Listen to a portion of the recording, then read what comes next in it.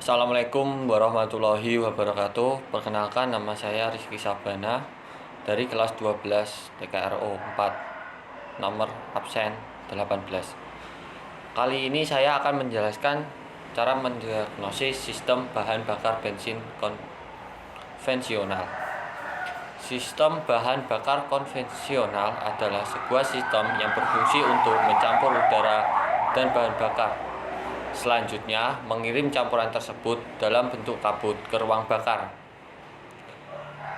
Sistem bahan bakar full pump. Langkah hisap. Bila locker arm ditekan oleh knob, diafragma tertarik ke bawah ruang. Di atas diafragma menjadi hampa. Katup masuk terbuka dan bahan bakar akan terhisap masuk pada saat katup keluar tetap tertutup karena tekanan pegas. Penyaluran cam berputar, maka rocker arm kembali ke posisi semula, sehingga diafragma didorong di atas oleh pegas. Akibatnya, bahan bakar terdorong melalui katup keluar, terus mengalir ke karburator. Jika bahan bakar yang tersedia di karburator sudah cukup, maka diafragma tidak terdorong ke atas oleh pegas dan pull rod berada pada posisi turun. Hal ini disebabkan tekanan pegas sama dengan tekanan bahan bakar. Pump idling. Jika bahan bakar yang tersedia di karburator sudah cukup, maka diafragma tidak terdorong ke atas oleh pegas dan pull rod berada pada posisi turun. Hal ini disebabkan tekanan pegas sama dengan tekanan bahan bakar. Perbandingan udara dan bahan bakar dinyatakan berdasarkan berat udara dan berat bahan bakar. Dalam teori, untuk dapat terbakar sempurna, satu satuan berat bahan bakar memerlukan 15 satuan berat udara. Tapi dalam kenyataannya, mesin memerlukan campuran yang berbeda-beda tergantung kondisi dari beberapa faktor. Prinsip kerjanya yaitu ketika udara ditiupkan melalui bagian pipa ujung penyemprotan, tekanan di dalam pipa akan turun sehingga cairan dalam tabung menyemprot akan terhisap ke dalam pipa dan membentuk partikel-partikel kecil saat terdorong oleh udara. Semakin cepat aliran udara memotong pipa, maka akan semakin rendah pula tekanan di dalam pipa. Dan semakin banyak cairan yang terhisap ke dalam pipa, maka air vent tube yang berfungsi mempertahankan tekanan udara di dalam ruang pelampung B sama dengan tekanan luar di air cleaner C. Hal ini diperlukan karena besarnya jumlah bahan bakar yang dialirkan oleh main nozzle tergantung dari perbedaan tekanan udara di venturi A dan ruang pelampung B.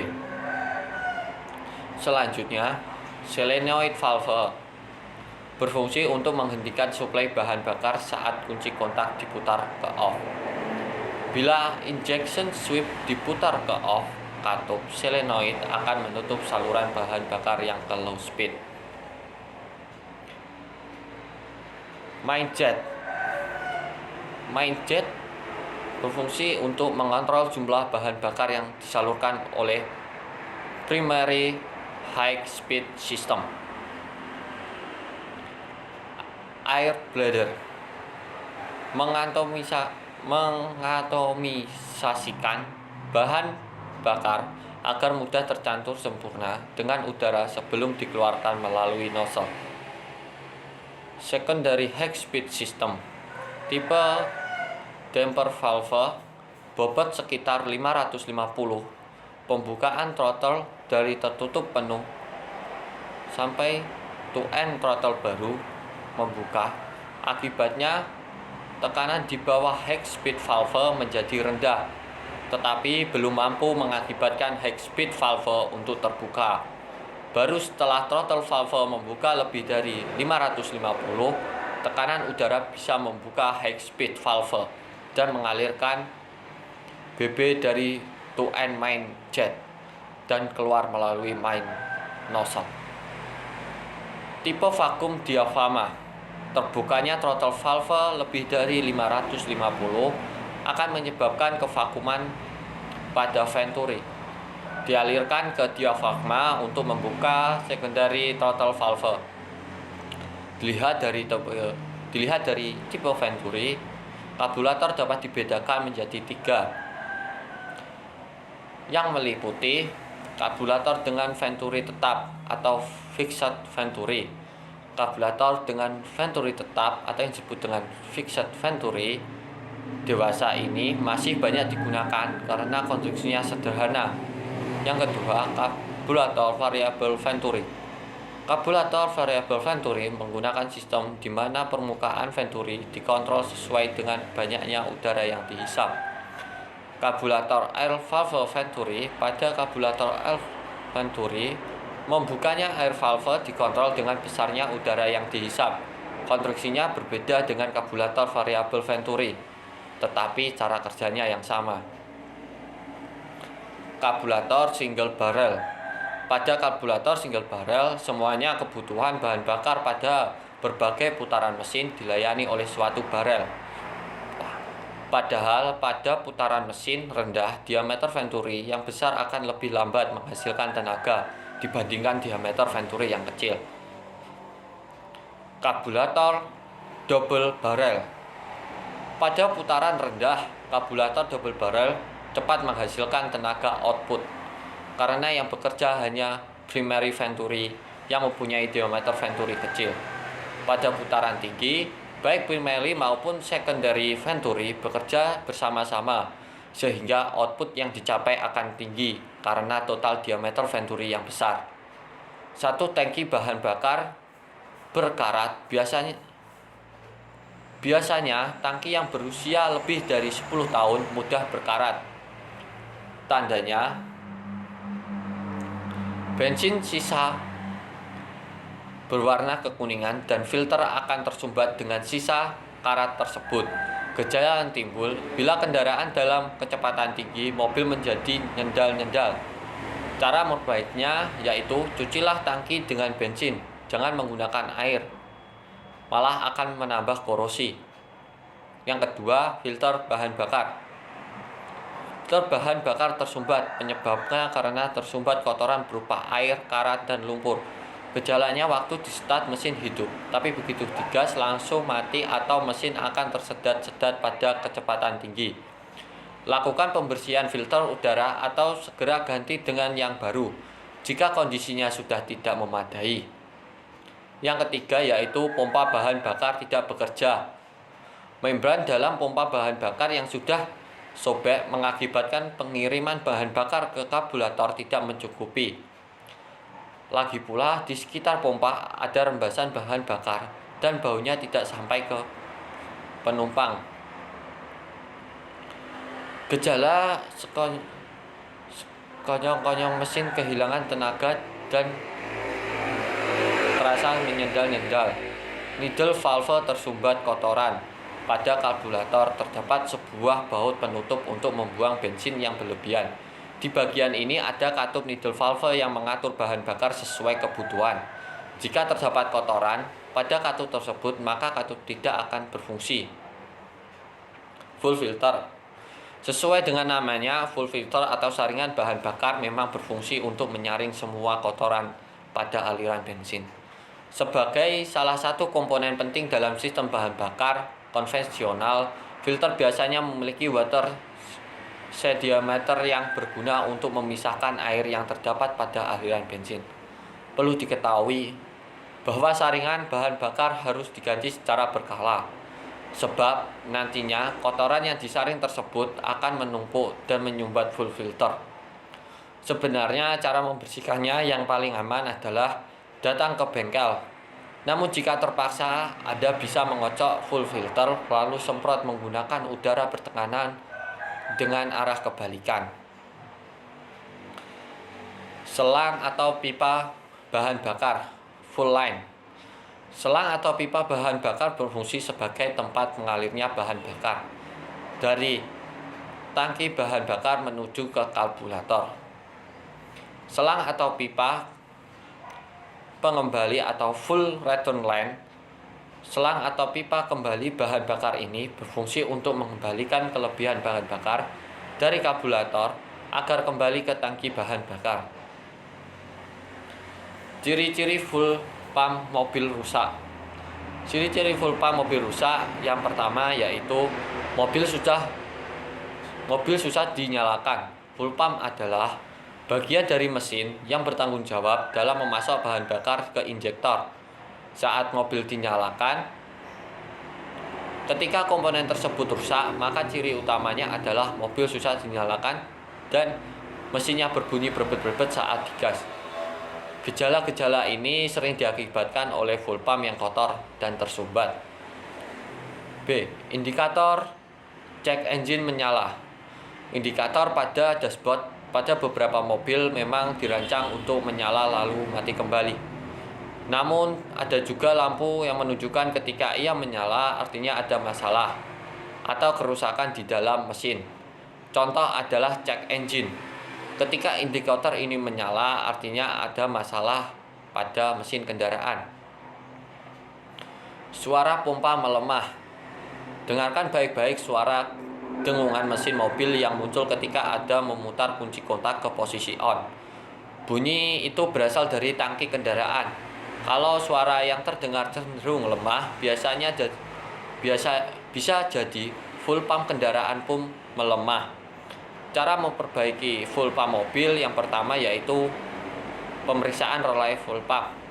Relay full pump adalah komponen yang berfungsi sebagai saklar elektronik untuk mengalirkan arus listrik agar pompa bahan bakar dapat bekerja. Cara memperbaiki full pump mobil dimulai dari bagian ini. Lepas relay dari soketnya, lalu cek tahanan terminal 3 dan 5.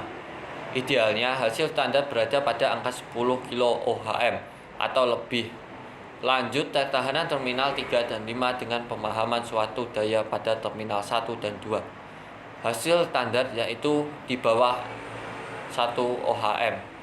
B. Pengecekan wiring harness full pump. Full pump memiliki rangkaian kelistrikan dengan wiring diagram tertentu. Bagian ini wajib dicek dalam rangkaian cara memperbaiki full pump mobil, karena bisa aja mengalami konsleting listrik. Pemeriksaan tahanan full pump. Cara memperbaiki full pump mobil yang terakhir adalah pemeriksaan tahanannya.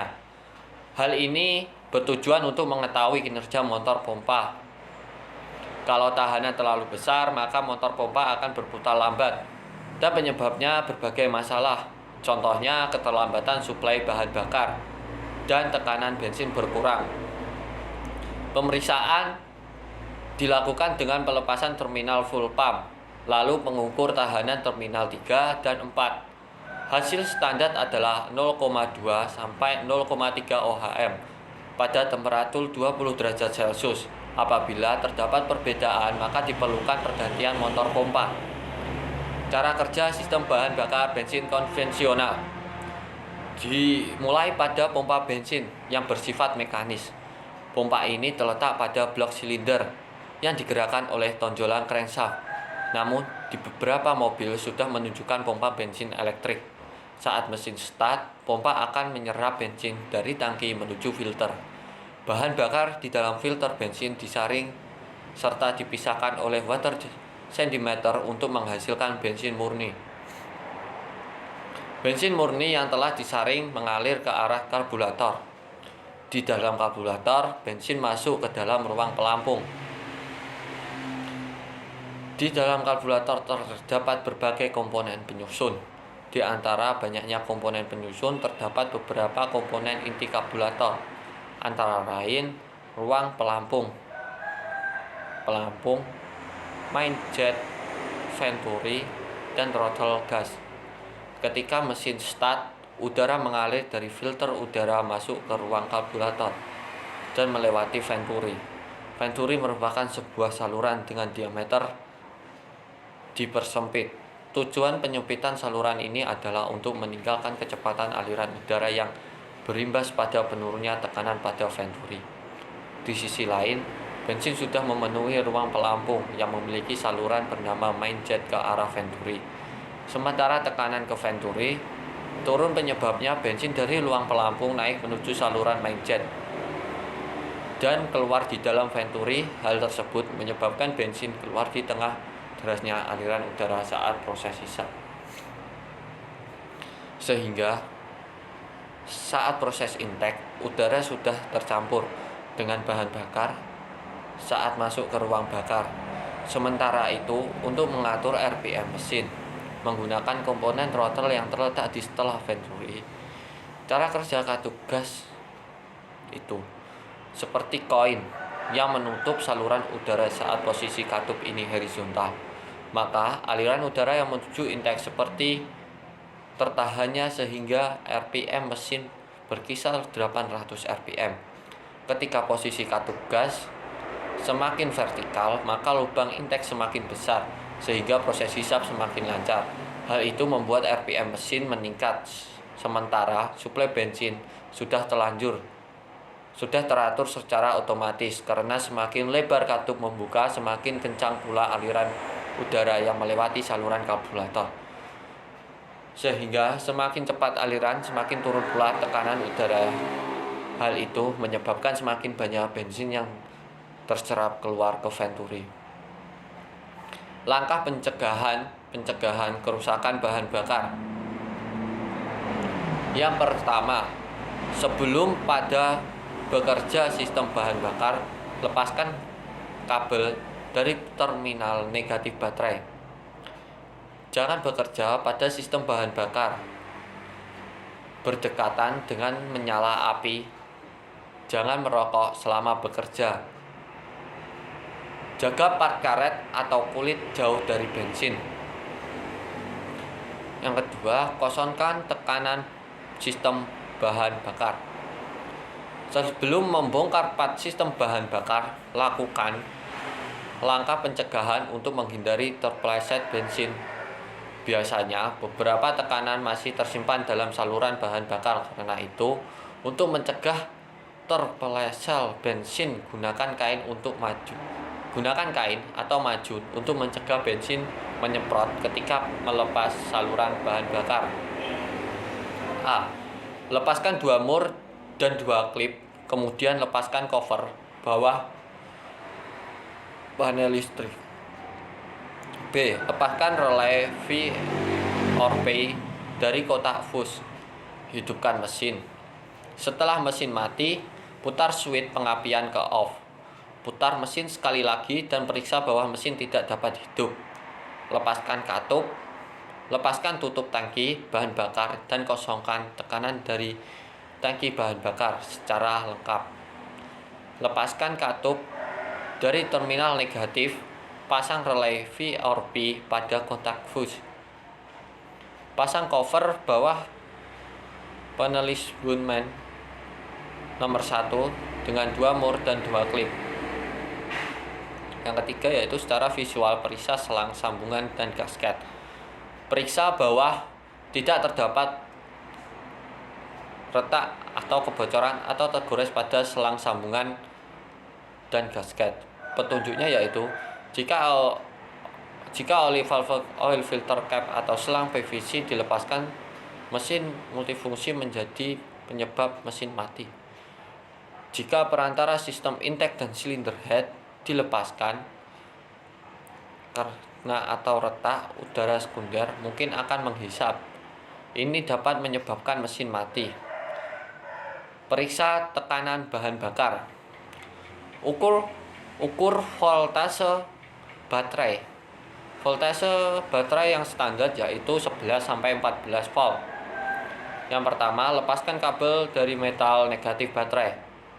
Lepaskan selang bahan bakar dari pipa delivery bahan bakar, kemudian pasang SST yang kemudian hubungkan kabel ke terminal negatif baterai. Ukur tekanan bahan bakar. Tekanan bahan bakar yaitu 319 sampai 329 kPa. Bila tekanan bahan bakar lebih besar melebihi nilai standar, ganti regulator tekanan bahan bakar. Bila bahan bakar telah kurang dari nilai standar, periksa selang-selang hubung, selang-selang bahan bakar, pompa bahan bakar, filter bahan bakar, dan regulator tekanan bahan bakar. Pasang relay VNP pada kontak fuse. Setelah mengukur tekanan bahan bakar, lepaskan kabel dari terminal negatif baterai. Lepaskan SST dengan tetap memperhatikan langkah pencegahan bensin tumpah. Hubungkan selang bahan bakar. 5. Cara kerja pompa bahan bakar. Lepas relay VNP dari kontak fuse. Gunakan serviceware, hubungkan terminal B dan L pada kontak fuse. Jangan hubungkan terminal yang salah, itu akan menyebabkan malfungsi. Putar switch pengapian ke off. Pasang relay VNP pada kontak fuse. Berikut ini juga bisa menyebabkan kerusakannya sistem bensin konvensional, antara lain. Yang pertama yaitu masalah pada kecepatan rendah dan stasioner. Kemungkinan penyebabnya adalah kerusakan pada join atau sambungan karburator atau sambungan pipa vakum. Cara mengatasinya yaitu periksa terlebih dahulu jika sudah tidak dapat diperbaiki, ganti dengan yang baru. Mesin tidak mau hidup, kemungkinan penyebabnya adalah udara yang masuk dari saluran karburator atau pipa vakum tersumbat. Cara mengatasinya yaitu periksa terlebih dahulu kemudian lakukan penyetelan. Kelebihan bahan bakar juga bisa menyebabkan mesin tidak bisa hidup. Kemungkinannya yaitu permukaan bahan bakar yang terlalu tinggi atau terlalu rendah. Cara mengatasinya yaitu setel ketinggian pelampung bahan bakar. Berikutnya masalah pada kecepatan rendah dan kecepatan tinggi. Kemungkinan penyebab adalah main jet atau main jet air tersumbat. Cara mengatasinya cukup dengan periksa dan bersihkan saja. Kelima, gangguan knocking. Gejala: munculnya suara berisik dan mesin bergetar. Penurunan tenaga yang dihasilkan oleh mesin. Penyebabnya yaitu penggunaan bahan bakar dengan kualitas yang tidak sesuai dengan kebutuhan mesin. Solusinya yaitu dengan gunakan bahan bakar dengan oktan yang sesuai dengan kebutuhan mesin. Bersihkan ruang bakar dari kotoran karbon akibat kotoran yang terbawa bahan bakar. 6. Pengembunan pada tangki bahan bakar. Gejala idle mesin lebih kasar akibat dari campuran kurus. Selain itu, akselerasi mesin kurang baik atau mesin mudah mati. Penyebabnya yaitu pengembunan yang terjadi pada tangki saat kendaraan dingin, berupa air yang mengendap di dasar tangki. Apabila air terhisap saluran keluar tangki, maka akan menyebabkan suplai bahan bakar tercampur dengan air. Solusinya yaitu lakukan pembersihan atau pengurasan tangki. Yang ketujuh yaitu Carcoal canister. Carcoal canister adalah komponen yang berfungsi untuk menampung uap bahan bakar dari tangki bahan bakar dan memasukkannya ke ruang bakar bila sudah diperlukan. Hal tersebut bertujuan agar uap bensin tidak terbuang ke udara bebas yang akan membahayakan karena dapat memicu kebakaran. Selain itu, uap bahan bakar yang terbuang ke udara bebas juga akan mencemari udara sekitar. Sistem choke. Pada saat mesin dingin, bahan bakar tidak akan menguap dengan baik dan sebagai campuran udara dan bahan bakar yang mengalir akan mengembun pada dinding intake manifold karena intake manifold dalam keadaan dingin.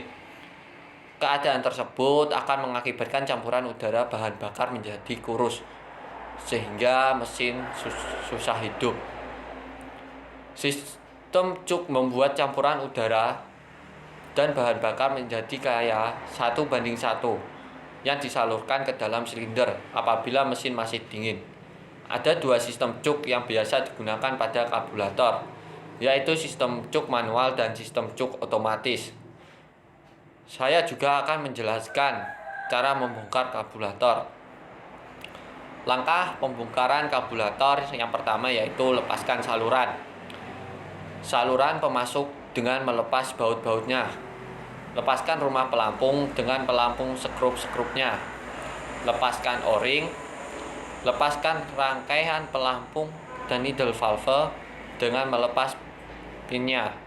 Lepaskan main jet dan pilot jet. Lepaskan pilot air jet. Catatannya yaitu sebelum melepas pilot air jet, putarlah dengan perlahan searah jarum jam. Dan untuk melepaskan setting dan hitung jumlah putaran agar dudukan skrup tidak cacat. Hal ini sangat penting untuk mindset kembali pemasangan pilot air jet pada posisi semula. Langkah pemeriksaan karburator.